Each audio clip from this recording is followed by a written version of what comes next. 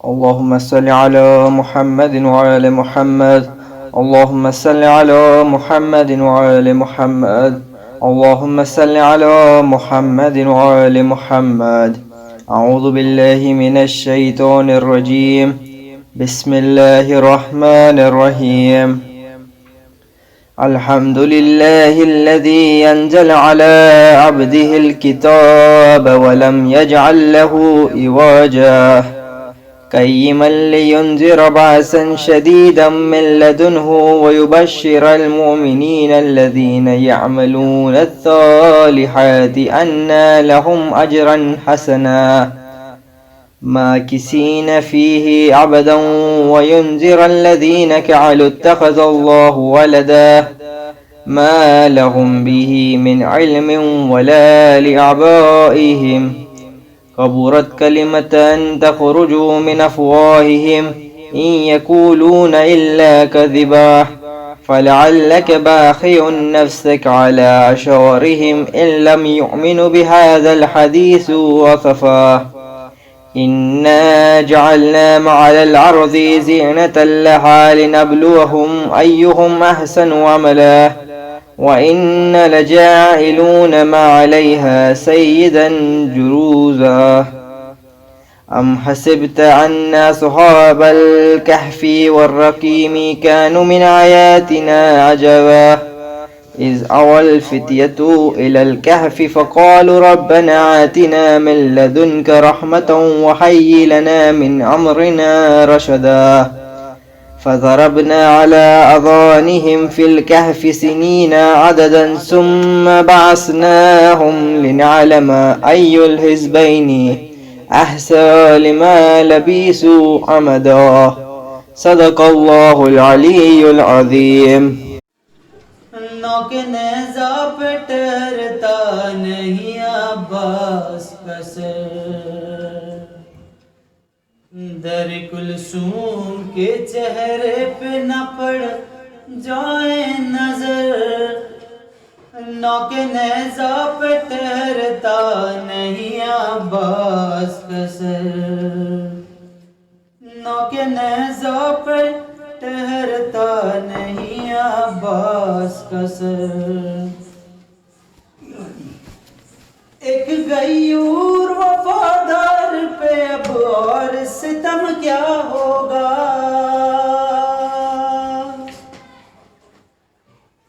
جس کی چادر کا محافظ تھا وہی آج ہوئی بے پردہ شام والو اسی احساس دوران سفر نوک نیزہ پہ ٹھہرتا نہیں عباس کا سر در کلثوم کے چہرے پہ نہ پڑ جائے نظر نوک نیزہ پہ ٹھہرتا نہیں عباس کا سر نوک نیزہ پہ ٹھہرتا نہیں عباس کا سر گر گئی راہ میں نہ کیسے سکینہ تو یہ زینب نے کہا ایک چچا اور بھتیجی کی محبت تو ذرا دیکھ خدا پشت ناکے پہ سنبھلتی نہیں شہ کی دختر نوک نیزہ پہ ٹھہرتا نہیں عباس کا سر در کلثوم کے چہرے پہ نہ پڑ جائے نظر نوک نیزہ پہ ٹھہرتا نہیں عباس کا سر نوک نیزہ پہ ٹھہرتا نہیں عباس کا سر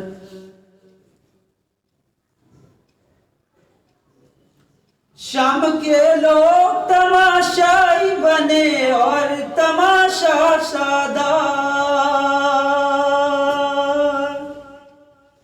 بے وطن اور کھلے سر رہے کیا کرے سادات سگات ان آنکھوں سے بہاتے ہیں شہ جن و بسر نوک نیزہ پہ ٹھہرتا نہیں عباس کا سر، در کلثوم کے چہرے پہ نہ پڑ جائے نظر، نوک نیزہ پہ ٹھہرتا نہیں عباس کا سر، نوک نیزہ پہ ٹھہرتا نہیں عباس کا سر۔ آندھیوں کھا گوڑوں کے بنے اس حرم پہ بے پردہ، گونجی جب شام کے گمنوں کے فضاؤں میں یہ زینب کی صدا،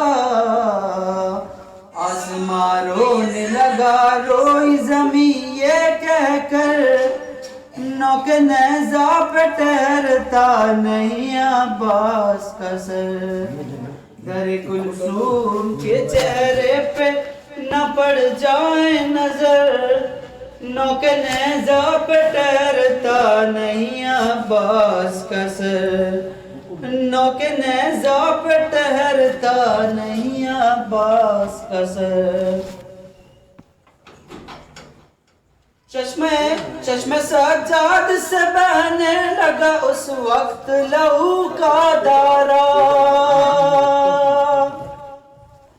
جبکہ معصوم سکینہ کو ستمگر نے تماچا مارا،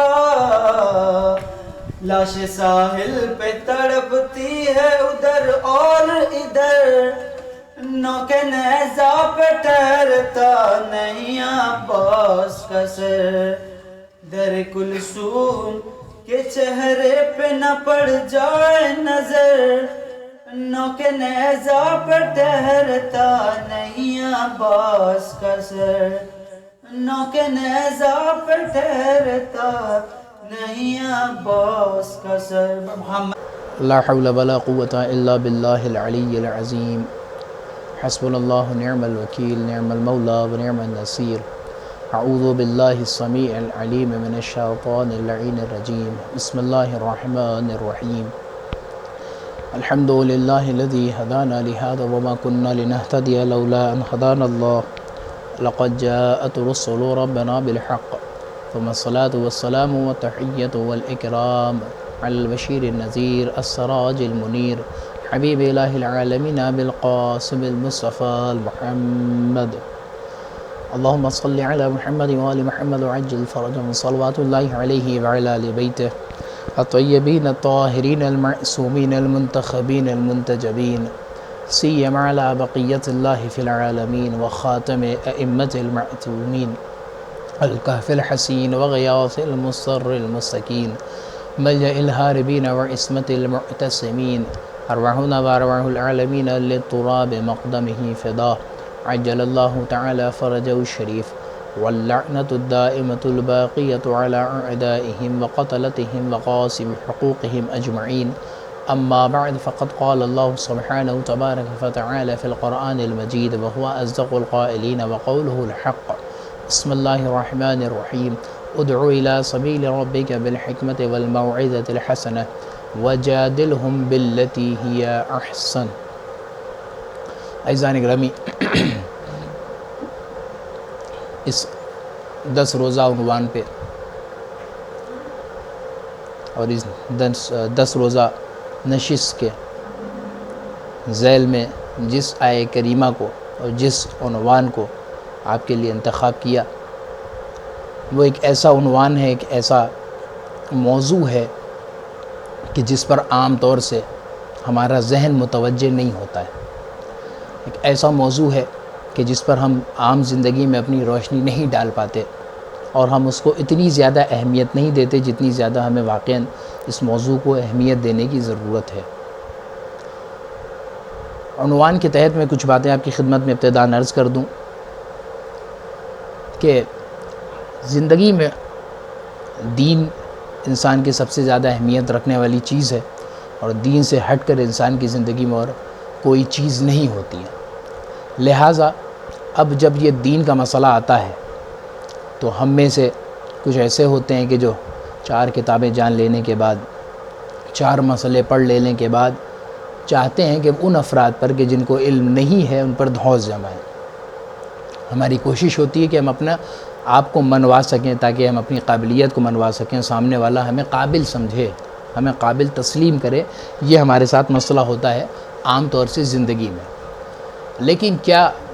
ہمیں کسی کی جہالت کو دور کرنے کے لیے جو راستہ ہم اپناتے ہیں یا جس فکر کو ہم اپناتے ہیں وہ فکر ہماری صحیح ہے، وہ راستہ ہمارا درست ہے؟ آئیے جانتے ہیں کہ روایات کی روشنی میں اور تاریخ کی روشنی میں اہل بیت نے اس مسئلے کو کس طریقے سے حل کیا، اور وہ مسائل دین جو اہل بیت کی خدمت میں آتے تھے، اہل بیت کے ساتھ سامنے پیش آتے تھے، ان مسائل کو اہل بیت نے کتنی خوبصورتی سے حل کیا ہے، اور ہمارا طریقہ کار ان مسائل کے بدلے میں کیسا رہتا ہے۔ بہت توجہ رکھنے کی ضرورت ہے کہ بہت تھوڑا سا خشک موضوع میں آپ کی خدمت میں پیش کر رہا ہوں، لیکن انشاءاللہ آپ کو لطف آئے گا۔ ہمیں یہ دیکھنا ہوگا کہ جو ڈیبیٹس ہوتے ہیں، جو ہمارے مباحثے اور مناظرے ہوتے ہیں، ان مباحثوں و مناظروں کا انداز کیا ہونا چاہیے۔ اہل بیت علیہ السلام نے کیسے کام کیا ہے، انہوں نے کیسے مسائل لوگوں کے حل کیے ہیں، اور ہمارا کیا طریقہ ہوتا ہے۔ ہمارے ساتھ تو ہم عام طور سے یہ اپنی زندگی میں دیکھتے ہیں کہ اگر ہمیں وضو کا مسئلہ پتہ ہے اور ہمارے سامنے مسجد میں آنے کے بعد ایک شخص، ایک ضعیف العمر شخص ہے، ایک کبیر السن، ایک ایجڈ آدمی ہے، وہ آ کر وضو کر رہا ہے اور اس نے کسی ایک رکن وضو میں خلل کر دیا یا اس میں ذرا سی کوئی گڑبڑی کر دی، تو فوراً ہماری تیوری چڑھ جاتی ہے اور ہم گرج کر بد اخلاقی کے ساتھ اس کے اوپر برس پڑتے ہیں، اور یہ کہتے ہوئے کہ اتنی عمر ہو گئی ہے تم کو وضو کرنا نہیں آتا، اتنی عمر ہو گئی آج تک آپ کو وضو کرنے کا صحیح طریقہ نہیں معلوم۔ تو ہمارے ساتھ تو یہ مسئلہ ہوتا ہے کہ ہمیں ایک مسئلہ چند باتیں کیا پتہ ہو گئیں تو ہم اپنے آپ کو علامہ دہر سمجھنے لگتے ہیں۔ لیکن یہ طریقہ اہل بیت نے نہیں بتایا۔ اہل بیت کا طریقہ جب آپ دیکھیں گے تو ہمارے طریقے سے بالکل ہٹ کر اہل بیت نے ہر کام اخلاق کے دائرے میں کیا ہے، ہر کام خوبصورتی سے انجام دیا ہے۔ اہل بیت کے سامنے یہ مسئلہ نہیں تھا کہ اگر کوئی بچہ آ رہا ہے تو اس کو دوسری طریقے سے جواب دیں، اس کو پیار سے جواب دیں، اور کوئی بڑا اگر سوال پوچھ رہا ہے تو اس کو جھڑک دیں۔ یہ اہل بیت کا طریقہ کار نہیں ہے۔ لیکن ہماری زندگی میں یہ مسئلہ پایا جاتا ہے کہ ہمیں اگر کوئی بات پتہ ہے تو ہم چاہتے ہیں سامنے والے پر اس کی دھوس جمائیں اور منوائیں، اور اپنے آپ شخصیت کو منوائیں کہ سامنے والا اس بات کا اقرار کرے کہ ہاں آپ زیادہ قابل ہیں۔ لیکن اہل بیت کی روشنی میں جب ہم دیکھیں گے، قرآن مجید کی روشنی میں دیکھیں گے، تو پروردگار عالم تو ہمیں کچھ اور ہی بتا رہا ہے۔ اب میں اپنے موضوع پہ آ جاتا ہوں۔ قرآن مجید میں سورہ مبارکہ نحل کی آیت ہے جس میں خلاق کائنات ارشاد فرما رہا ہے، بسم اللہ الرحمن الرحیم، ادعو الی سبیل ربک بالحکمت والموعظۃ الحسنہ۔ دیکھو، اللہ کے راستے کی طرف لوگوں کو بلاؤ، دعوت دو، مگر کیسے؟ بالحکمہ، حکمت کے ذریعے، وزڈمز کے ذریعے، والموعظۃ الحسنہ، اور اچھی نصیحتوں کے ذریعے، اچھے طریقے سے، وجادلہم باللتی ہی احسن، اور ان لوگوں سے مناظرات کرو، بحث کرو، گفتگو کرو اس طریقے سے کہ جو بہترین طریقہ پروردگار عالم نے بتایا ہے۔ باللتی ہی احسن، یعنی جو بہترین طریقہ گفتگو اور بحث کا ہوتا ہے اس کی طرح سے کرو۔ اچھا، ہمارے یہاں ایک مسئلہ یہ ہے کہ عام طور سے مثلاً دو افراد میں کوئی گفتگو ہوئی، دو افراد میں کوئی بات چیت ہو رہی ہے، اور بات چیت ہوتے ہوتے اتفاقاً کسی مسئلے پہ دونوں میں بحث ہونے لگی، اور وہ مسئلے اپنے حل کرتے کرتے ایک صاحب جن کا ٹون ذرا بھاری ہوتا ہے، لہجہ وزنی ہوتا ہے، وہ صاحب جو ہیں وہ ٹون ان کا بھاری ہوا، لہجہ ان کا بھاری ہوا، تو جو تیسرے صاحب نے اس مناظرے کو سنا، تیسرے صاحب نے اس سارے ماجرے کو سنا، تو وہ باہر آ کر کیا بیان کرتے ہیں؟ اما وہاں تو دو افراد میں جھڑپ ہو گئی، وہاں دو افراد میں بد کلامی، زبانی ہو گئی ہے، لیکن اس بات کو نہیں محسوس کرتے کہ جس صاحب کا ٹون بھاری ہوا تھا اس کی آواز ہی ویسی ہے، وہ اس کا لہجہ ہی ہے کہ وہ بھاری اور وزنی انداز میں بات کرتا ہے، جس کو تیسرا شخص سن کر سمجھ رہا ہے کہ بحث ہو گئی ہے، جبکہ بحث کے اصل معنی عربی کے اعتبار سے دیکھیں تو وہ اردو کی بحث سے بہت الگ ہیں۔ ہم بحث کو ہمیشہ نگیٹو پوائنٹ سے دیکھتے ہیں، منفی پہلو سے دیکھتے ہیں، لیکن اگر واقعاً عربی نقطہ نظر سے دیکھیں تو لفظ بحث عربی جو ہے وہ لفظ بحث پازیٹیو تھاٹس رکھتا ہے اپنے اندر۔ اس بحث کے معنی ہوتے ہیں ڈسکشن کے، ہوتے ہیں گفتگو کے، ہوتے ہیں بول چال کے ہوتے ہیں۔ ہمارے یہاں کیا ہوتا ہے کہ دو افراد میں بحث ہو گئی، مطلب ہم سمجھتے ہیں کہ جھگڑا ہو گیا۔ بحث کے معنی جھگڑے نہیں ہوتے، بحث کے معنی ڈسکشن کے ہوتے ہیں۔ ڈیبیٹ کے ہوتے ہیں، آپس میں مسئلے کو حل کرنے کے ہوتے ہیں۔ تو پروردگار کہہ رہا ہے کہ آپس میں جب بحث کرو وَجَادِلْهُمْ بِالَّتِي هِيَ أَحْسَنُ، آپس میں جب تم ڈسکشن کرو، جب تم بحث کرو تو کوشش کرو لہجہ تمہارا نرم ہو، اس طریقے سے بحث کرو کہ جو واقعاً طریقہ پروردگار عالم نے بتایا ہے بحث کرنے کا۔ اور خود اس کے بعد اس روایتوں کے اور تاریخ کی روشنی میں بھی ہمیں دیکھنا ہوگا کہ کیا معصومین علیہ الصلوۃ والسلام نے ان آیتوں کے ذیل میں باتیں کی ہیں، کیا تفسیر بیان کی ہے اور کس طرح سے انہوں نے بات کی ہے۔ یہ مسئلہ میں آپ کی خدمت میں اسی لیے عرض کر رہا ہوں کہ بہت خشک موضوع ہے۔ ہمیں یہ تو پتہ ہے کہ دین کے مسائل کو حل کیسے کرنا ہے، لیکن ہم یہ نہیں دیکھتے کہ اہل بیت کا طریقہ کیا رہا ہے، کہ اگر کوئی سامنے کسی دین کا کسی مذہب کا ماننے والا آ رہا ہے تو اس کے ساتھ ہمیں ڈیبیٹ کیسے کرنا ہے، اس کے ساتھ ہمیں کس طرح سے مباحثہ اور مناظرہ کرنا ہے۔ ہم تو سیدھے اگر سامنے آنے والا مسئلہ نہیں جانتا تو ہم چڑھ بیٹھتے ہیں، سامنے والا اگر صحیح طریقے سے نماز ادا نہیں کر سکتا تو ہم بد کلامی پہ اتر آتے ہیں کہ اتنے بزرگ ہو گئے ہیں آپ، اتنے بڑے ہو گئے ہیں، آپ کو نماز کا صحیح طریقہ نہیں پتہ ہے۔ یہ طریقہ اہل بیت کا نہیں ہے، اہل بیت کا طریقہ بالکل الگ ہے۔ ان کے پاس جب مسائل آتے تھے تو مسائل کو خوبصورتی سے حل کرتے تھے، چاہے کوئی بچہ پوچھنے آ رہا ہو یا کوئی بزرگ پوچھنے آ رہا ہو۔ آپ دیکھ لیجئے تاریخ میں کہیں نہیں ملتا کہ کبھی بھی اہل بیت کی پیشانی پر بل آ گیا ہو اگر کسی نے کسی مسئلے کو پوچھ لیا ہو، ایسا نہیں ہے اہل بیت کے ساتھ۔ اہل بیت ہمیشہ خوبصورتی سے مسائل کو حل کرتے تھے۔ آئیے دیکھتے ہیں اس آیت کے ذیل میں اور کیا کیا باتیں ملتی ہیں۔ اب آپ دیکھیے تو قرآن مجید کیا کہہ رہا ہے کہ بحث کرو، گفتگو کرو، مناظرہ کرو تو اس طریقے سے کرو جو بہترین طریقہ ہوتا ہے۔ اس کے بعد خدا نے کیا کہا کہ جو راستے سے بھٹک گیا ہے، اِنَّ رَبَّكَ هُوَ أَعْلَمُ بِمَنْ ضَلَّ عَنْ سَبِيلِهِ، جو اللہ کے راستے سے ہٹ گیا ہے اللہ اسے بہترین طریقے سے جانتا ہے، اچھے سے جانتا ہے۔ وَهُوَ أَعْلَمُ بِالْمُهْتَدِينَ، اور ان لوگوں کو بھی خدا جانتا ہے کہ جو ہدایت کے راستے پر گامزن ہیں، جل رہے ہیں۔ تو یہ دونوں راستے جو ہیں، جو پروردگار کہہ رہا ہے کہ ہمارے راستے کی طرف لوگوں کو دعوت دو، حکمت کے ذریعے سے، وزڈم کے ذریعے سے اور اچھی باتوں کے ذریعے سے، اور لوگوں سے اچھے طریقے سے بحث کرو، جدال کرو، مناظرہ کرو۔ تو اس کے بعد پروردگار عالم کیا کہہ رہا ہے کہ ہم جانتے ہیں کہ کون ہمارے راستے پر ہے اور ہم اسے بھی جانتے ہیں کہ کون ہمارے راستے سے بھٹک گیا۔ یہ دو الگ چیزیں، اس پر توجہ کرنے کی ضرورت ہے۔ تو اب یہاں پر ہم ایک اور آیت دیکھتے ہیں، قرآن مجید کیا کہہ رہا ہے کہ لوگ کس طرح کے لوگ ہیں کہ جو خدا کے بارے میں بحث کرتے ہیں۔ آپ قرآن مجید کی آیت دیکھیں کہ پروردگار عالم ارشاد فرما رہا ہے کہ ہم نے اس زمین میں تمہارے لیے نعمتیں رکھی ہیں، وَأَسْبَغَ عَلَيْكُمْ، بسم اللہ الرحمن الرحیم، وَأَسْبَغَ عَلَيْكُمْ نِعَمَهُ ظَاهِرَةً وَبَاطِنَةً، اور ہم نے لوگوں پر نعمتیں، جو پروردگار عالم کہہ رہا ہے کہ ہم نے انڈیل دی ہیں، ظاہری طور پر بھی نعمتیں دی ہیں، باطنی طور پر بھی دی ہیں۔ اور اس کے بعد کیا کہہ رہا ہے کہ أَسْبَغَ عَلَيْكُمْ نِعَمَهُ ظَاهِرَةً وَبَاطِنَةً وَمِنَ النَّاسِ مَن يُجَادِلُ فِي اللَّهِ، لوگوں میں سے کچھ لوگ تو ایسے ہیں کہ جو اللہ کے بارے میں بحث کرتے ہیں، بغیر علم، نہ ان کے پاس علم ہے، ولا ہدن، نہ ہی ان کے پاس ہدایت ہے، ولا کتاب منیر، نہ ہی ان کے پاس روشن اور منور کتاب ہے۔ تو یہ پروردگار عالم بتا رہا ہے کہ کچھ لوگ ایسے ہیں جو ہمارے بارے میں بحث کرتے ہیں جن کے پاس تینوں چیزیں نہیں ہیں، بغیر علم، نہ ہی علم ہے ان کے پاس، نہ ہدایت ہے، اور نہ ہی کوئی کتاب ہے نورانی کی جس کے ذیل میں وہ گفتگو کریں اللہ کے بارے میں۔ یعنی خدا بند عالم بتانا چاہ رہا ہے کہ میرے بارے میں بات کرنے کا، گفتگو کرنے کا حق صرف اور صرف اسی کو حاصل ہے کہ جس کے پاس یا تو علم ہو، ہدایت ہو اور کتاب ہو دلیل کے لیے۔ اس سے ہٹ کر کوئی بھی شخص جہالت کی بیس پر خدا کی ذات میں بحث نہیں کر سکتا۔ تو خدا حق کس کو دے رہا ہے گفتگو کرنے کا، حق کس کو دے رہا ہے مباحثہ کرنے کا، مناظرہ کرنے کا؟ اس کو حق دے رہا ہے، صرف اسی کو اتھارٹی دے رہا ہے کہ جس کے پاس علم ہو۔ اور لیکن ایک بات بالکل واضح سے یہ بھی ہے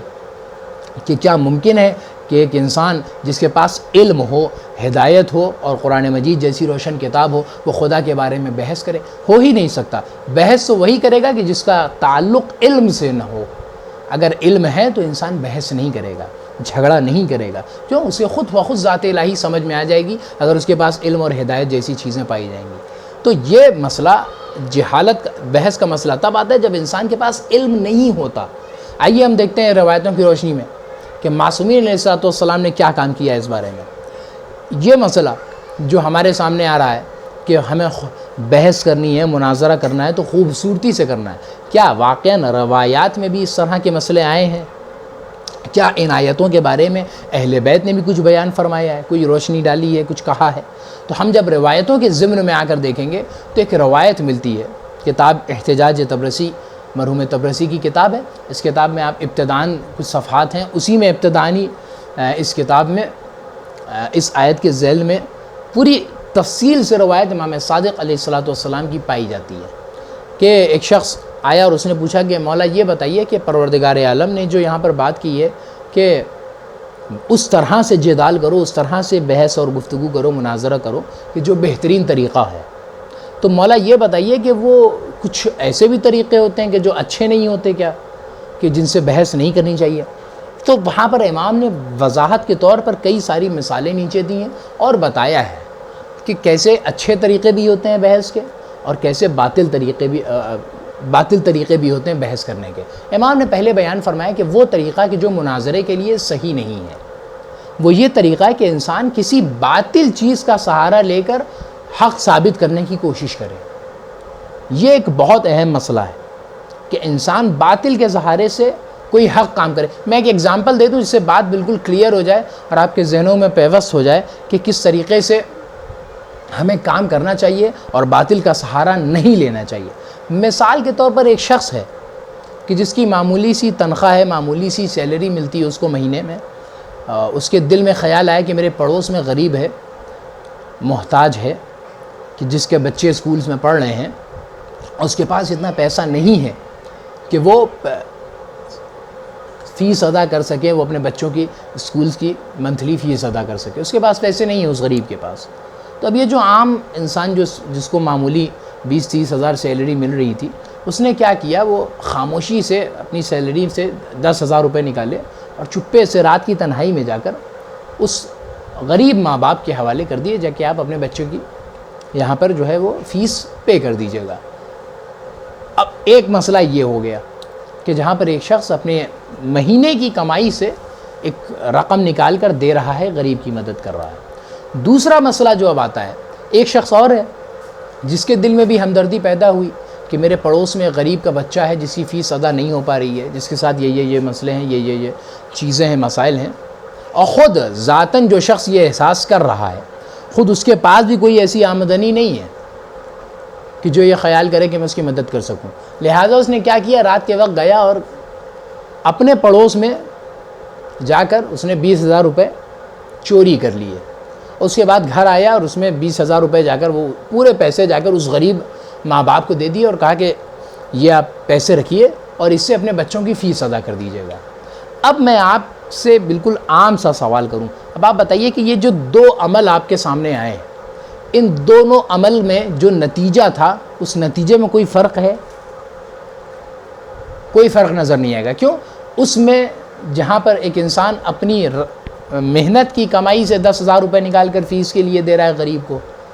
اور یہاں پر جہاں پہ انسان یہ چوری کر کے لا کر 10,000 20,000 فیس کے لیے دے رہا ہے غریب کو، نتیجے میں تو دونوں برابر ہیں۔ کیسے؟ کیونکہ اس سے بھی غریب کے بچے کی فیس ادا ہو جائے گی، اس پیسے سے بھی، اس پیسے سے بھی غریب بچے کی فیس ادا ہو جائے گی۔ تو عزیزان گرامی، نتیجہ تو آپ کو ظاہراً ایک دکھ رہا ہے، لیکن کیا عمل کی جو یہ کیفیت تھی، کیا یہ کیفیت بھی درست ہے دونوں کی؟ تو ہر عقل رکھنے والا انسان کہے گا کہ نہیں، یہ کیفیت درست نہیں ہے۔ کیوں درست نہیں ہے؟ کہا دیکھیے جناب، پہلے والے مسئلے میں اس نے اپنے جائز پیسے سے مدد کی، لہٰذا وہ لائق تعریف ہے، لائق ثواب ہے۔ لیکن دوسری کنڈیشن میں اس نے جائز طریقے سے نہیں بلکہ چوری کر کے لایا، اور اس کے بعد اس نے اس پیسے کو اگرچہ پورا کا پورا پیسہ اس نے دے دیا فیس کے لیے، غریب کو مدد کرنے کے لیے، اپنے اوپر ایک پیسہ بھی نہیں خرچ کیا، لیکن چونکہ راستہ غلط تھا پیسے کے حاصل کرنے کا، اس وجہ سے اگرچہ نتیجہ دونوں کا برابر ہے، لیکن دوسرے والے مسئلے میں وہ شخص گناہگار کہلائے گا۔ کیوں کہلائے گا؟ چونکہ راستہ اس نے غلط اختیار کیا تھا۔ پہلے والے مسئلے میں ایک شخص اپنے جائز پیسے سے، اپنی سیلری سے، ماہانے کی سیلری جو مل رہی ہے اس سے پیسہ دے رہا ہے، دوسری کنڈیشن میں ایک انسان چوری کر کے لا رہا ہے، تو نتیجہ تو دونوں کا ایک ہے، لیکن کیفیت دونوں عمل کی الگ ہے۔ لہٰذا کیفیت کی بنیاد پر پہلا والے کو ثواب ملے گا، دوسرے شخص کو گناہگار قرار دیا جائے گا، چونکہ اس نے چوری کر کے اس نیکی کو انجام دیا۔ تو مسئلہ یہ نہیں کہ آپ کس طرح سے حق کام کو اس کے نتیجے کو پیش کر رہے ہیں، بلکہ مسئلہ تو یہ ہے کہ آپ کس طریقے سے اور کس راستے سے حق کام کو انجام دے رہے ہیں۔ راستہ اہمیت رکھتا ہے، بہت زیادہ اہمیت رکھتا ہے کہ حق راستے کی کیفیت کیا تھی، آپ نے عمل اور وہ کام جو کیا، نیکی کی، وہ کس طریقے سے انجام دی۔ تو ویسے ہی مثال یہاں پر بھی آئے گی کہ بحث کرنے کے دو طریقے ہوتے ہیں۔ ایک طریقہ ہوتا ہے کہ انسان صحیح طریقے سے، جائز طریقے سے بات کو ثابت کرے، دوسرا طریقہ ہوتا ہے کہ ناجائز طریقے سے صحیح بات کو ثابت کرے۔ تو امام نے بیان فرمایا کہ جب تم بحث کرتے ہو تو خیال رکھنا کہ کبھی بھی باطل کے ذریعے سے حق کو ثابت کرنے کی کوشش نہ کرنا۔ اور یہ وہ طریقہ ہے جسے چھٹے امام نے بیان فرمایا کہ ہمارے شیعوں کے لیے حرام ہے کہ وہ باطل طریقے سے حق بات کو ثابت کریں، حرام ہے ہمارے شیعوں کے لیے۔ پھر اس نے پوچھا اچھا مولا یہ بتائیے کہ صحیح طریقہ ہے کیا، اور کیا اس کی کچھ مثالیں قرآن مجید میں بھی پائی جاتی ہیں؟ تو اب یہاں پر امام نے کچھ مثالیں دیں۔ امام نے کہا دیکھو صحیح طریقہ بھی پایا جاتا ہے، اور اس کے بعد ایگزامپلس میں امام نے مثلا جناب ابراہیم کا جو واقعہ قرآن مجید میں بیان کیا گیا ہے کہ جہاں پہ جناب ابراہیم نے پہلے کہا کہ میں اس ستارے کو اپنا خدا کہہ رہا ہوں، پھر جب وہ خود ستارہ ڈوب گیا، سورج نکل آیا، تو جناب ابراہیم کہہ رہے ہیں کہ نہیں ستارہ تو نہیں، یہ سورج میرا خدا ہے، چونکہ اس نے ستارے کی روشنی کو گم کر دیا۔ پھر وہ سورج بھی جب مغرب کے وقت ڈوبنے لگا، چاند نکلا، تو جناب ابراہیم کہتے ہیں کہ نہیں یہ تو چاند ہے کہ جو چمک رہا ہے، اور سورج ڈوب گیا، لہٰذا سورج میرا خدا نہیں ہے۔ پھر جب اگلے روز سورج نکلا اور چاند ڈوب گیا، تو اب اس طرح سے جب جناب ابراہیم نے اس طریقے سے لوگوں کو سامنے ثابت کیا، ان لوگوں کے لیے کہ جو چاند اور ستارے اور سورج کو اپنا خدا کہتے تھے، ان لوگوں کو ثابت کرنے کے لیے کہ وہ غلط پر ہیں، اس بات کا اقرار کر دے گا کہ میں چاند کو مان رہا ہوں، میں سورج کو مان رہا ہوں، میں ستاروں کو مان رہا ہوں۔ یہ ایک طریقہ ہے کسی کو اپنی بات پروف کرنے کا، باطل نظریات کو ماننا اور اس ماننے کے ساتھ ساتھ اس کو کاٹتے چلے جانا۔ یہ قرآن مجید نے ہمیں طریقہ بتایا کہ ہمیں استدلال کرنا ہے، اگر کسی کو سمجھانا ہے، پروف کرنا ہے کسی بات کو، تو یہ ایک طریقہ جو جناب ابراہیم نے استعمال۔ اس سے کوئی آپ یہ نہ سمجھے گا کہ لمحہ بھر ہی سے ہی جناب ابراہیم نے ستاروں کو مان لیا تھا اپنا خدا، چاند کو خدا مان لیا تھا، سورج کو خدا مان لیا تھا۔ خدا مانا نہیں تھا جناب ابراہیم، ان نظریات کو کہ جو لوگ ستارے، چاند اور سورج کو اپنا خدا مانتے تھے، باطل کر رہے تھے، کنڈم کر رہے تھے، اس کے لیے انہوں نے یہ طریقہ اپنایا کہ جب انہوں نے اس طرح سے رد کیا، اور دلیل بھی دیتے گئے کہ بھئی یہ تو ستارہ بھی ڈوب گیا ہے، تو چاند بھی سورج کے آگے ہلکا پڑ گیا ہے، تو سورج بھی ڈوب رہا ہے، چاند نکل رہا ہے۔ تو یہ طریقہ تھا استدلال کا۔ اس کے بعد پھر امام نے یہاں پر ایک اور اگزامپل دیا اور کہا کہ لوگ قرآن مجید کہہ رہا ہے بسم اللہ الرحمن الرحیم وَضَرَبَ لَنَا مَثَلًا قَالَ مَن يُحْيِي الْعِظَامَ وَهِيَ رَمِيمٌ۔ اور کچھ لوگ تو وہ ہیں کہ جو خدا کو مثال دیتے ہیں۔ کیسے مثال دیتے ہیں؟ کچھ لوگ پیغمبر اکرم کی خدمت میں آئے اور اس کے بعد انہوں نے ہڈیاں لی، قبر سے اٹھائی ہوئی، اور اس کے بعد ان ہڈیوں کو سرما کیا، اور اس کے بعد یوں اڑا دیا، اور اس کے بعد کہتے ہیں کہ میں یحیی العظام وہی رمیم، کون ان ہڈیوں کو زندہ کرے گا کہ جبکہ یہ خاک ہو گئی ہیں، مٹی میں مل گئی ہیں، ان ہڈیوں کو اب کون دوبارہ زندہ کر پائے گا؟ اب یہ سوال ہوا پیغمبر کی خدمت میں۔ اب اس کا جواب پیغمبر نے کیسے دیا؟ خداوند عالم نے جواب دلایا، قل اے پیغمبر کہہ دیجئے یحییھا الذی انشأ اول مرہ، ان کو وہی زندہ کرے گا جس نے پہلی بار ان کو بنایا تھا، وہو بکل خلق علیم، اور وہ ہر طرح کی خلقت کو جانتا ہے۔ تو اب پروردگار عالم نے جو پیغمبر کے ذریعے سے یہ استدلال کروایا، اس میں کیا ہے کہ بھئی تم یہ کہہ رہے ہو کہ ان ہڈیوں کو سرما ہو جانے کے بعد، خاک ہو جانے کے بعد، مٹی ہو جانے کے بعد کون زندہ کرے گا؟ ہم تو وہ ہیں کہ جس نے ان ہڈیوں کو تب پیدا کیا جب ان ہڈیوں کا وجود بھی نہیں تھا، جب تصور بھی نہیں تھا کہ یہ ہڈی بنانا ہے، تب تو ہم نے اس کو انسان کو پیدا کر دیا۔ تو اب تو جب یہ دوبارہ خلق ہو چکی ہے، تب تو ہمارے سامنے اگزامپل بھی موجود ہے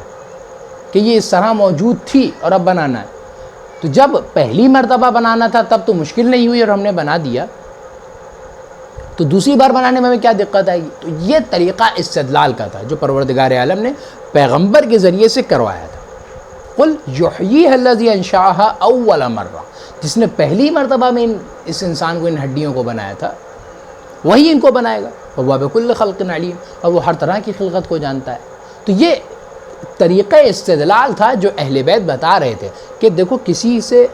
مناظرہ کرنا ہے، گفتگو کرنا ہے، بحث کرنا ہے، تو ہمیشہ طریقہ یہ ہوگا کہ سامنے والے کو اس کی دلیل سے ہی کاٹنا ہے اور اس کی بات کو اس کی دلیل کے ذریعے سے ہی رد کرنا ہے۔ یہ طریقہ قرآن مجید بھی ہمیں بتا رہا ہے، جیسے جناب ابراہیم نے کام کیا کہ پہلے ستاروں کا ذکر کیا، چاند کا ذکر کیا، سورج کا ذکر کیا، اور اس کے بعد ان کو رد کیا، باطل قرار دیا۔ ویسے ہی رسول السلام کے سامنے جب یہ لوگ آئے اور پیغمبر اکرم نے بھی وہاں پر پروردگار عالم کا قول وہاں پر نقل کر دیا کہ جس طرح سے پہلی دفعہ خدا نے بنا دیا تھا، دوسری دفعہ بنا دینے میں کیا دقت ہے؟ تو یہ طریقہ استدلال کا ہے کہ سامنے والا تب آپ کی بات مانے گا جب آپ اس کو اس کی دلیل سے ہی بات کاٹ دیں گے۔ اب میں اسی روایت کے ضمن میں جو میں بیان کر رہا ہوں آپ کی خدمت میں، ایک واقعہ طولانی آپ کی خدمت میں عرض کروں گا، اور بس وہ واقعہ اور گفتگو جتنا ہو سکا آج کی اس نشست میں، پہلی نشست میں واقعہ آپ کی خدمت میں عرض کر دیتا ہوں۔ اسی روایت کو کنٹینیو کرتے کرتے 11ویں امام حسن عسکری علیہ السلام نے بیان فرمایا کہ اسی روایت میں خود چھٹے امام بولتے بولتے، چونکہ روایت امام صادق کی ہے، تو امام صادق روایت بیان کرتے کرتے دفعتاً ایک شخص اٹھا اور اس نے سوال کیا کہ مولا یہ بتائیے کیا رسول اسلام نے بھی مناظرہ، رسول اسلام سے بھی لوگوں کی بحثیں ہوئی ہیں؟ کیا رسول اسلام کے پاس لوگ آتے تھے اپنے مسائل کو حل کرانے کے لیے؟ اور جو آپ طریقہ بتا رہے ہیں کہ بہترین طریقے سے ہمیں گفتگو و بحث کرنی چاہیے، استدلال کرنا چاہیے، کیا وہ طریقہ واقعاً رسول اسلام کے سامنے بھی پیش آیا ہے؟ پیغمبر نے بھی ان مسائل کو حل کیا ہے؟ ان کے ساتھ بھی ایسے مسائل پیش آتے تھے؟ تو امام نے کہا بالکل، پیغمبر کے ساتھ بھی مسائل پیش آتے تھے، اور اسی ضمن میں، اسی آیت کے ضمن میں امام نے، چھٹے امام نے ایک واقعہ سنایا، طولانی واقعہ ہے جس میں کوشش کروں گا کہ آج کچھ پہلو آپ کی خدمت میں عرض کر دوں۔ ایک دفعہ امام بیان فرماتے ہیں کہ بیان کیا، چھٹے امام بیان فرمانے کہ مجھ سے بیان کیا میرے والد نے، یعنی پانچویں امام نے،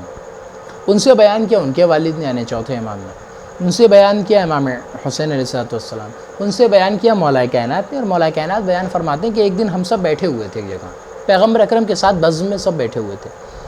اسی اسنا میں دفعتاً ہم نے دیکھا کہ 5 الگ الگ نظریات کے لوگ، 5 الگ الگ دین کے ماننے والے افراد پیغمبر کی خدمت میں آئے۔ اب میں پہلے بتا دیتا ہوں سب کو کہ ان کے کس دین کے ماننے والے تھے وہ 5 افراد، اور ان کے کیا کیا سوالات تھے، اور اس کے بعد میں ایک ایک کا پیغمبر اکرم نے کس طریقے سے استدلال کیا اور ان کو رد کیا، اور ہمیں پیغام دیا کہ کس طریقے سے گفتگو کرنے کا سلیقہ ہمیں سیکھنا چاہیے پیغمبر سے۔ سب سے پہلے جو افراد ان میں ایک دین، جیسے یہودی، ایک یہودی مذہب کے، نصارہ تھے، دہریے تھے، ثنویہ ایک لفظ ہوتا ہے، میں اس کی وضاحت آگے کروں گا، ثنویہ تھے، اور مشرکین عرب۔ یہ 5 الگ الگ دین کے ماننے والے افراد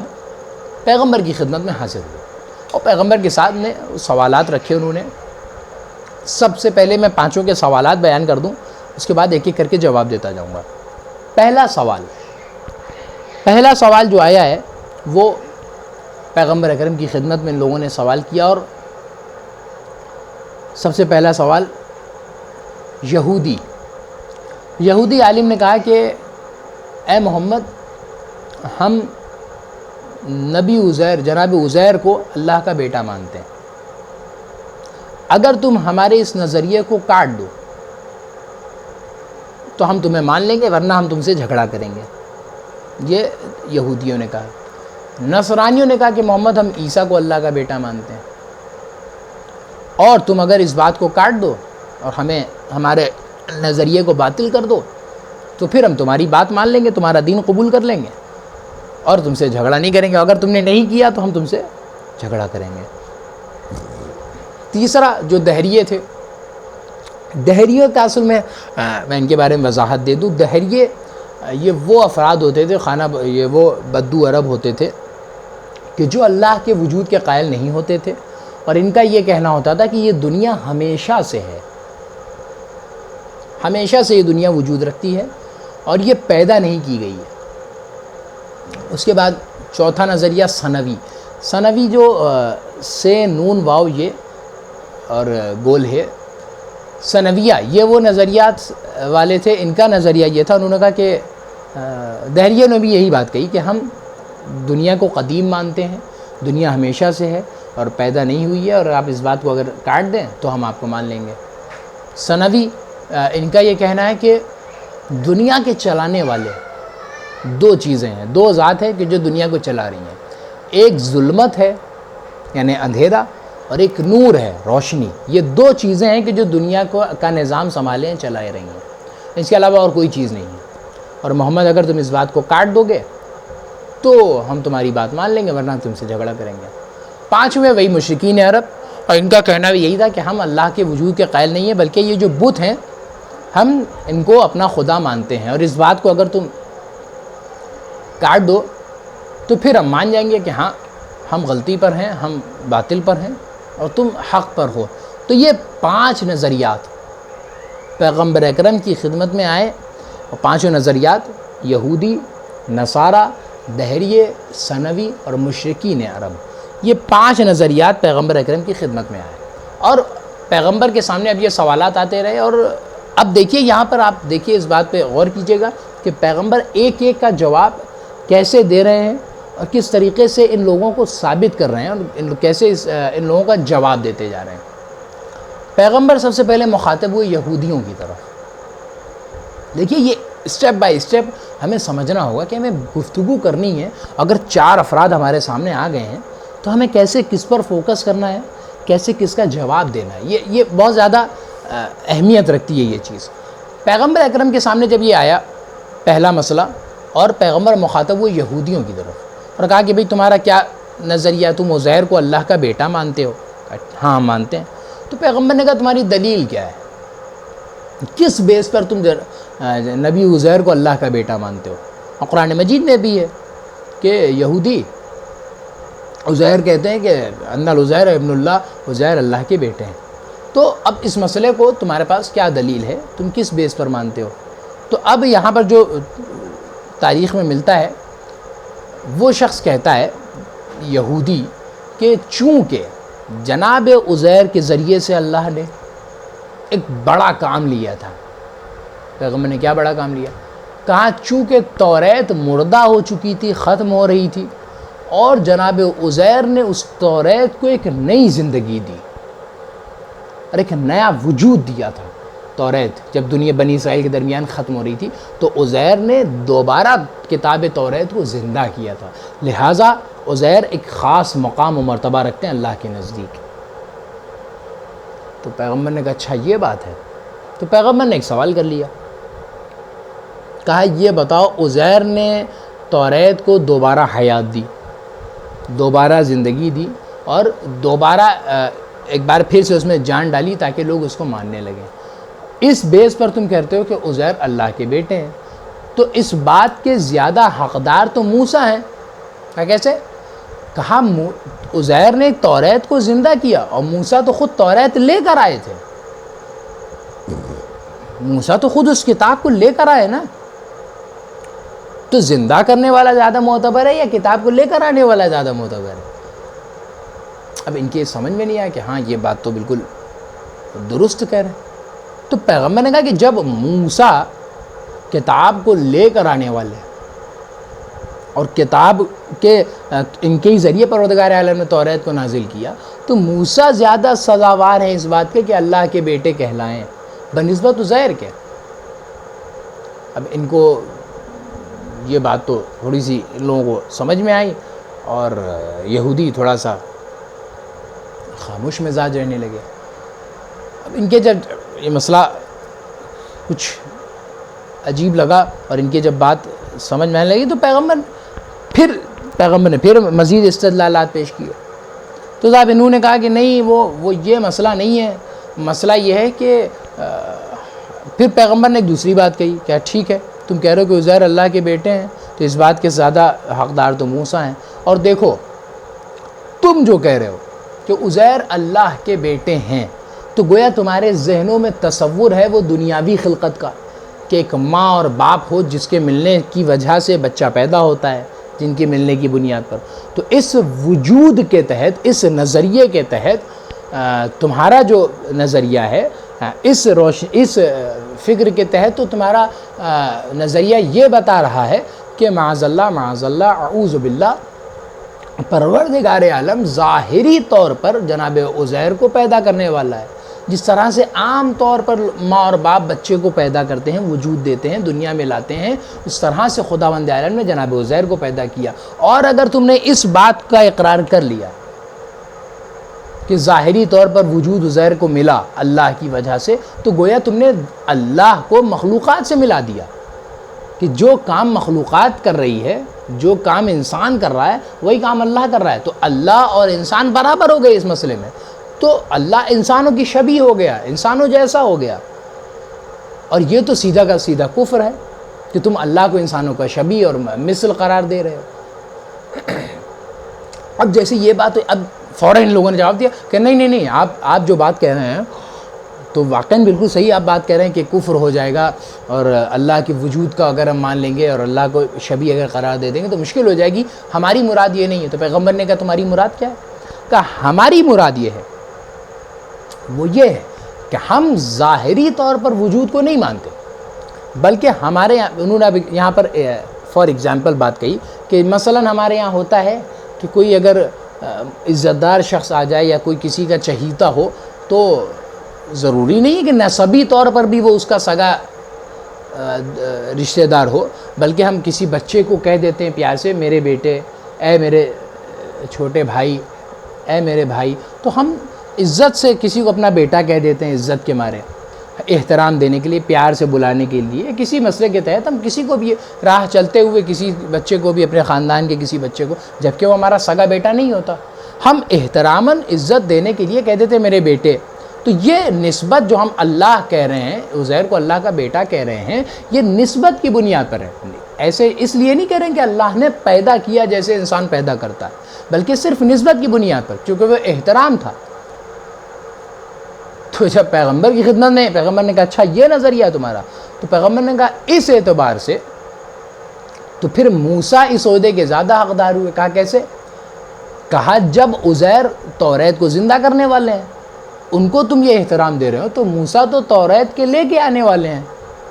تو اس اعتبار سے جس طرح کہ تم کسی کو اپنا بیٹا کہتے ہو، ویسے ہی اگر کسی بزم میں کوئی بزرگ آ جائے، کوئی بڑا آ جائے، تو تم اسے یا اخی، یا سیدی، یا مولایا، اپنا اے میرے بھائی، اے میرے بزرگ، اے میرے سرپرست، اے میرے آقا، اے میرے سردار، یہ بھی کہہ دیتے ہو۔ کہاں ہاں یہ بھی ہوتا ہے کہ اگر کوئی بزم میں اور بزرگ آ جائے تو اس کو اور عزت دی جاتی ہے۔ تو پیغمبر نے کہا کہ جس طرح سے تم اے میرے بیٹے کہہ رہے ہو، ویسے اگر کوئی اور بزرگ آ جائے تو تم اے میرے بھائی، اے میرے سردار کہو گے۔ تو جس طرح عزیر کو تم اللہ کا بیٹا کہہ رہے ہو، اس طرح سے موسیٰ پیغمبر کو تو تمہیں اللہ کا بھائی کہنا چاہیے۔ اس اعتبار سے تو پھر موسیٰ اللہ کے بھائی ہوئے، چونکہ عزیر سے زیادہ بزرگ اور محترم ہے۔ اب عزیزان گرامی، تاریخ کہتی کہ جیسے ہی پیغمبر نے یہ استدلال پیش کیا ان کے سامنے کہ نسبت کی بنیاد پر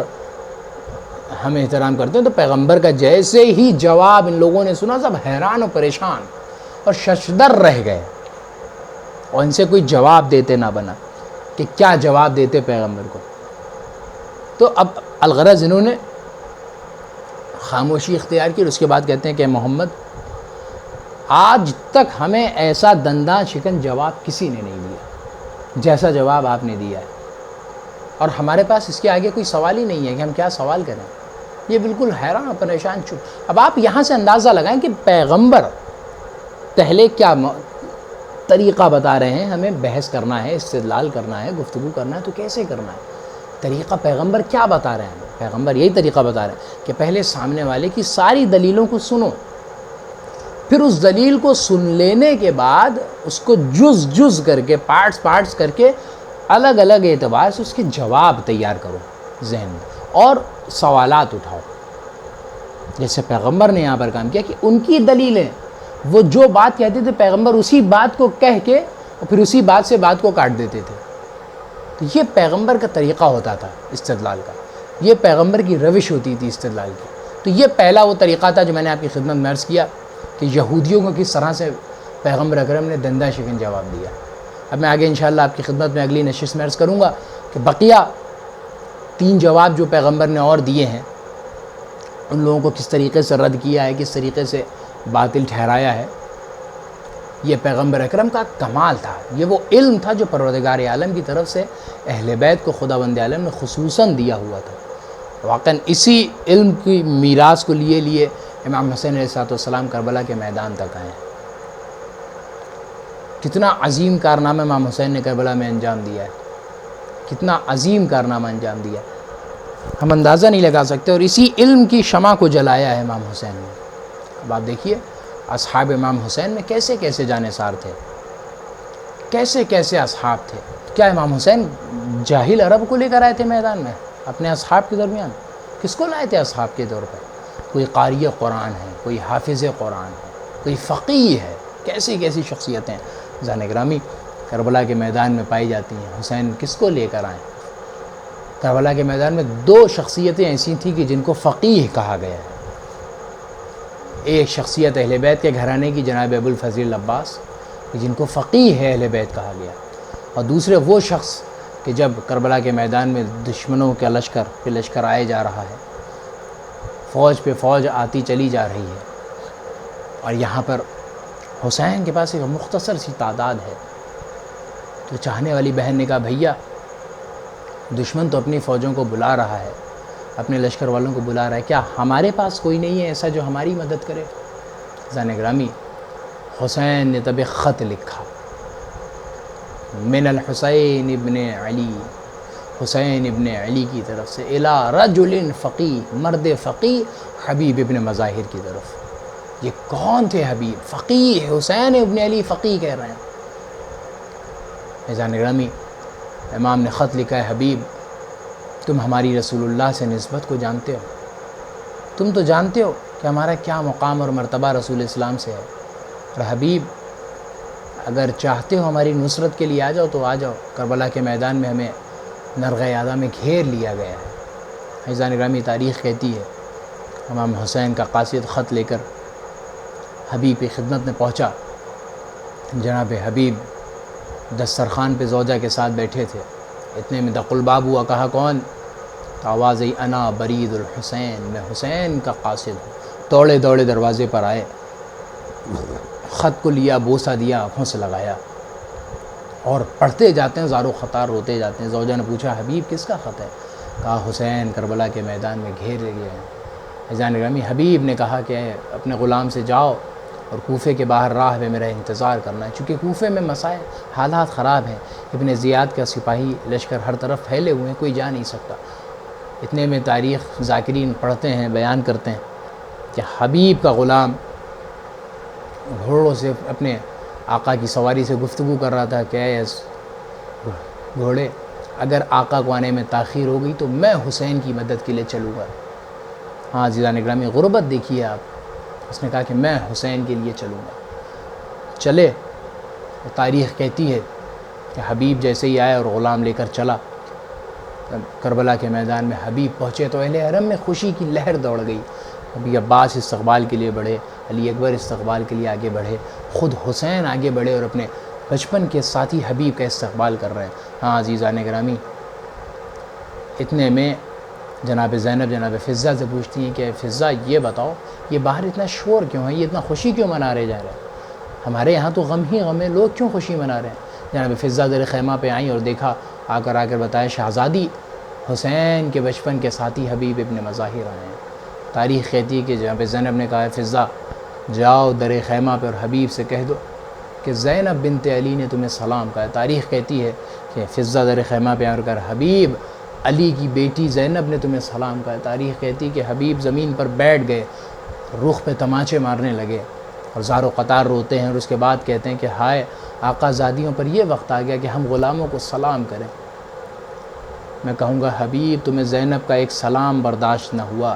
ذرا اس وقت کو کیسے یاد کر پاؤ گے، اور اس وقت کیا عالم ہوگا جب عصر عاشور کے بعد زینب کے سر سے ردائیں چھین لی جائیں گی، اور زینب ایک ایک کو اس وقت یاد کرے گی، حبیب ابن مظاہر کو یاد کرے گی، مسلم بن اوسجہ کو یاد کرے گی، عباس کو یاد کرے گی، مگر کوئی بچانے والا نہ ہوگا۔ ہاں عزیزان گرامی حبیب کربلا کے میدان میں گئے،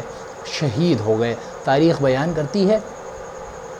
کہ حبیب کا سر تن سے جدا کر دیا گیا، اور اس سر کو گھوڑے کی باہوں میں باندھ دیا گیا۔ اور تاریخ کہتی ہے کہ جب کوفے کی گلیوں میں یہ سر چل رہا تھا اور ایک شقی یہ سر ان سروں کو لیے اس سر کو لے کے جا رہا تھا، تو پھر اس تاریخ کہتی ہے کہ شقی مڑ کر دیکھتا ہے کہ پیچھے ایک جوان ہے کہ جو گھوڑے کے پیچھے پیچھے چلا آ رہا ہے۔ وہ شخص مڑا اور کہا کہ میں دیکھ رہا ہوں تو کب سے میرا پیچھا کر رہا ہے، کیا بات ہے، کیا ماجرا ہے، کیوں تو میرا پیچھا کر رہا ہے، کیوں میرے پیچھے آ رہا ہے، تجھے اس سر سے کیا واسطہ ہے؟ وہ جوان کہتا ہے کہ تو نہیں جانتا کہ یہ سر کس کا ہے؟ کہا نہیں مجھے نہیں پتا۔ کہا یہ سر حبیب ابن مظاہر کا ہے اور میں ابن حبیب ہوں، میں اس کا بیٹا ہوں، اے شقی ایسا کر یہ سر مجھے فروخت دے دے۔ کہا کیا کرو گے؟ کہا میں اسے جا کر دفن کروں گا۔ مکے میں آج بھی ایک علاقہ ہے راس الحبیب کے نام سے جہاں پہ جناب حبیب کا سر دفن کیا گیا۔ اب میرا کہنے کا جی چاہتا ہے کہ جیسے ہی حبیب کے بیٹے نے حبیب کا سر لیا ہوگا تاکہ باپ کے سر کو دفنا سکیں، دفتن سر حبیب سے آواز آئی ہوگی، اے میرے لال تجھے میرے سر کو دفنانے کی تو فکر ہے، مگر ذرا اس سر کی خبر لے کہ جو حسین کا ہے، وہ سر کہ جو کبھی نو کے نیزہ پہ بلند کیا جائے گا، کبھی درخت پہ باندھا جائے گا اور کبھی تشت طلا میں یزید کی چھڑی کے ذریعے سے ظلم برداشت کرے گا۔ وَسَيَعْلَمُ الَّذِينَ ظَلَمُوا أَيَّ مُنْقَلَبٍ يَنْقَلِبُونَ رَبَّنَا تَقَبَّلْ مِنَّا إِنَّكَ أَنْتَ السَّمِيعُ الْعَلِيمُ۔ آقا مان مولا ہے مان، مولا حسین مولا حسین، آقا مان مولا ہے مان، مولا حسین مولا حسین، تو میرا دل تو جان ہے، دل میں جو بھی ارمان ہے، تو میرا دل تو جان ہے، دل میں جو بھی ارمان ہے، لکھ دوں میری تقدیر میں بین الحرمین مولا حسین، آقا مان مولا ہے مان، مولا حسین مولا حسین، آقا مان مولا مان، مولا حسین مولا حسین۔ ہاں کرب و بلا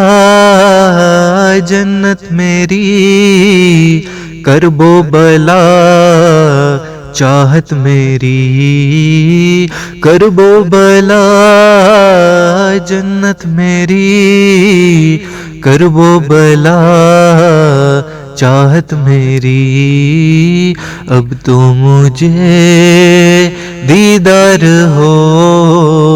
دل ہے بے چین مولا حسین، آقا مان مولا ہے مان، مولا حسین مولا حسین، آقا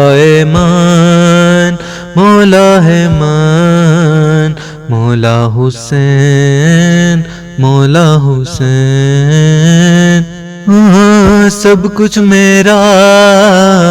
ہے بس یہی، کرب و بلا ہے زندگی، سب کچھ میرا ہے بس یہی، کرب و بلا ہے زندگی،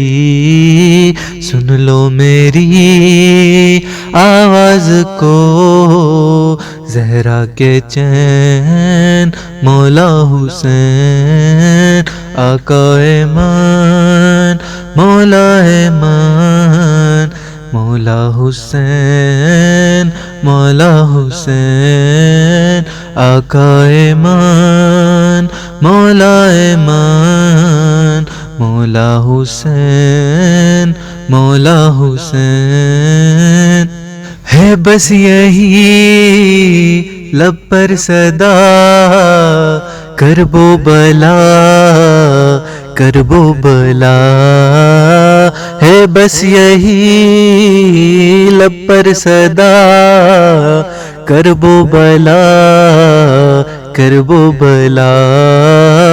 ہے ہے بے قرار آنکھیں میری، ہے نور عین مولا حسین، آنکھو ایمان مولا ایمان، مولا حسین مولا حسین،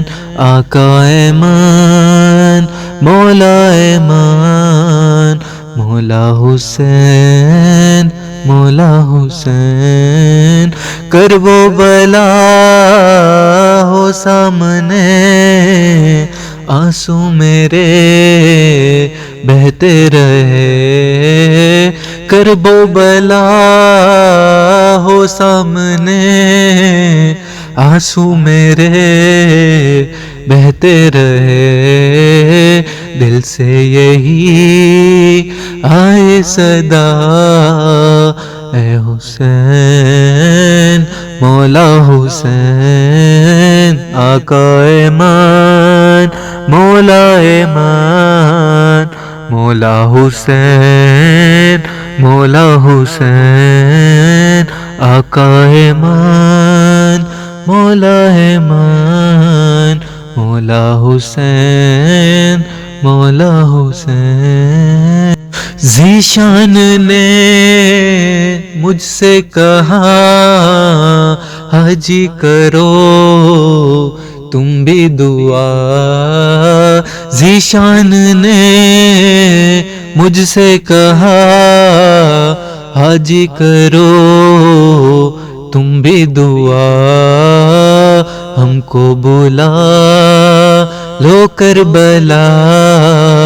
مولا حسین مولا حسین، آقا ایمان مولا ایمان، مولا حسین مولا حسین، آقا ایمان مولا ایمان، مولا حسین مولا حسین۔ زیارت عاشورہ پڑھتا ہوں میں اپنی جانب سے، اپنے والدین کی جانب سے، کل مرحوم مومنین والمومنات کی جانب سے، خاص طور سے امام زمانہ کی جانب سے، قربتاً اللہ۔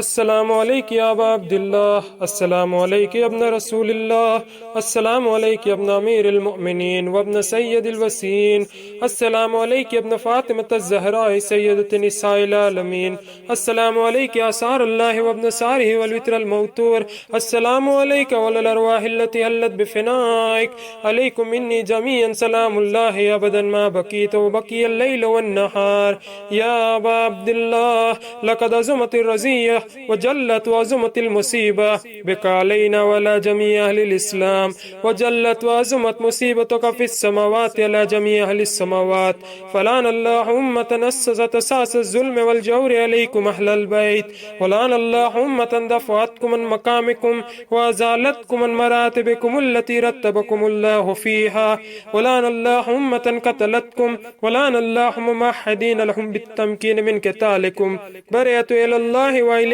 منہم واشیائہم واتباعہم واولیائہم، یا ابا عبداللہ انی سلم لمن سالمکم وحرب لمن حاربکم الى یوم القیامہ، ولعن اللہ علی زیاد وعلی مروان، ولعن اللہ بنی امیہ قاتبہ، ولعن اللہ ابن مرجانہ، ولعن اللہ عمر ابن سعد، ولعن اللہ شمرہ، ولعن اللہ امة نسرجت والجمت وتنقبت لقتالک بأبی انت وأمی لقد عظم مصابی بک، فأسأل اللہ الذی اکرم مقامک واکرمنی ان یرزقنی طلب السارق مع امام منصور من اہل بیت محمد صلی اللہ علیہ وآلہ، اللہم اجعلنی عندک وجیہا بالحسین علیہ السلام فی الدنیا والآخرہ، یا ابا عبداللہ انی اتقرب الی اللہ وإلی رسولہ وإلی امیر المؤمنین وإلی فاطمة وإلی الحسن وإلیک بموالاتک وبالبراءة ممن اسست اساس ذلك وبنى علیہ بنیانا،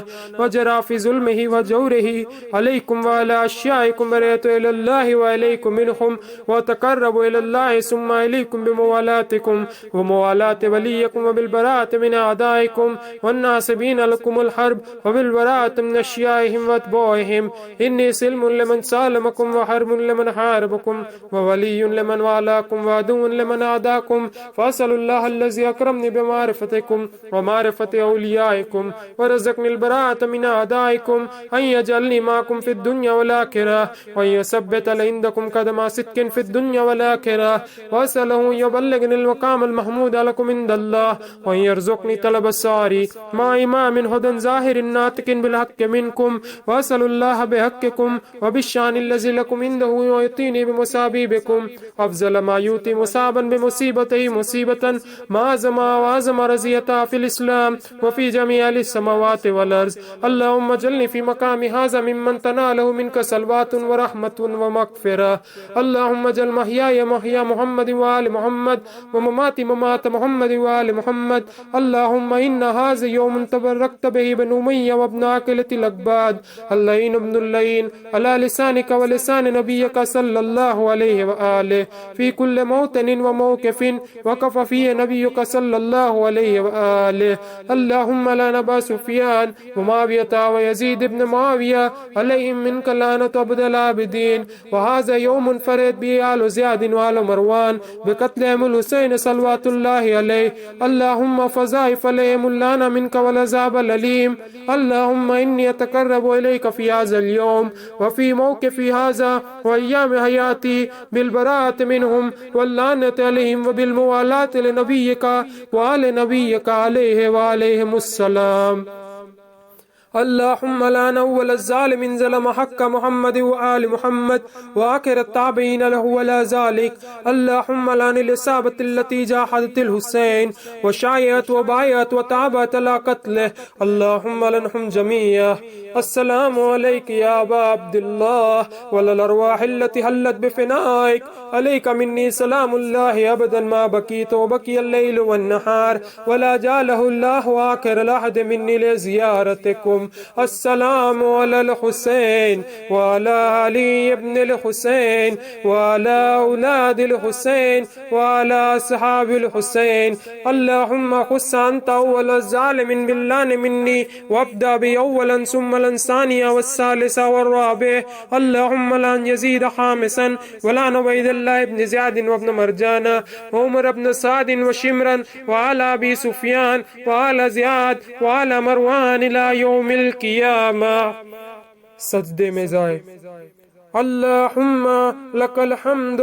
حمد الشاكرين لك على مصابهم الحمد لله على عظيم رزيتي. اللهم ارزقني شفاعة الحسين يوم الورود وثبت لي قدم صدق عندك مع الحسين وأصحاب الحسين الذين بذلوا مهجهم دون الحسين عليه السلام. اللهم صل على محمد وآل محمد وعجل فرجه.